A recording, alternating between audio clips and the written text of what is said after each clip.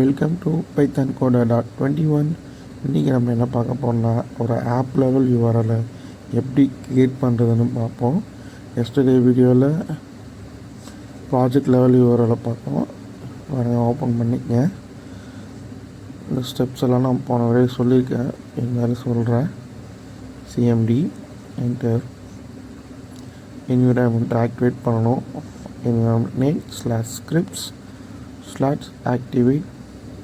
இதெல்லாம் டீட்டெயிலாக தெரிஞ்சோம்னாக்கா previous video போய் தெளிவாக பாருங்கள், ஸ்டெப் பை ஸ்டெப்பாக புரியும். CD project name enter, code space dot enter. VS கூட ஓப்பன் ஆகும். ப்ரீவியஸாக பண்ணது எல்லாமே அப்படியே இருக்குது. டெர்மினல், நியூ டெர்மினலில் கமாண்ட் ப்ராம்ப்ட்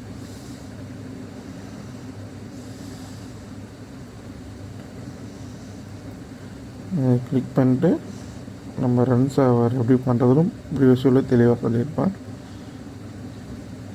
ரொம்ப லென்த்தியாக போகக்கூடாதுன்னு சொல்லிட்டு கட் பண்ணியிருக்கேன்.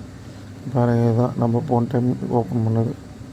பார்த்து ஹோம்னு ஆல்ரெடி இருக்குது. ஹோம்னு கிளிக் பண்ணால் வெல்கம் மை ஹோம் பேஜ்.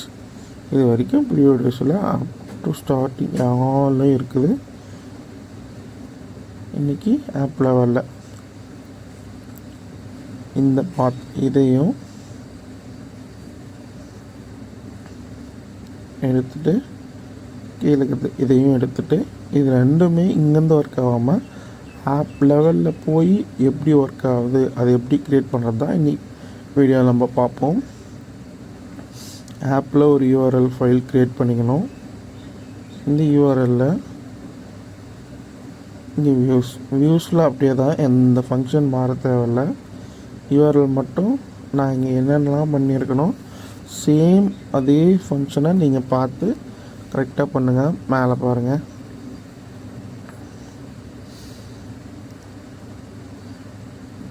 இந்த யூஆர்எல்ல அது ரெண்டுத்தையும் எடுத்துட்டேன். அங்கே போயிட்டு அது ரெண்டுத்தையும் வச்சுருக்கேன். இங்கே திருப்பி என்ன பண்ணணும்னா ஃபஸ்ட்டு இங்கே தான் வரும் ரிக்வெஸ்ட்டு. இங்கேருந்து அங்கே அந்த ஆப்புக்கு நம்ம மாற்றி வரணும். பாத் app1, include of app1.url.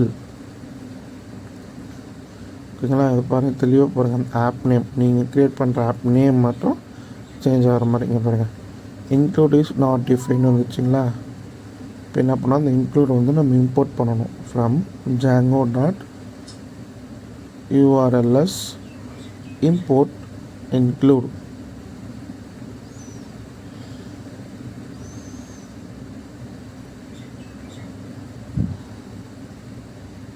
Include enter. இப்போ அந்த கலர் சேஞ்ச் ஆகிடும். எந்த எரர் இல்லாமல் இஷ்யூ ப்ராப்ளம் போயிடும்.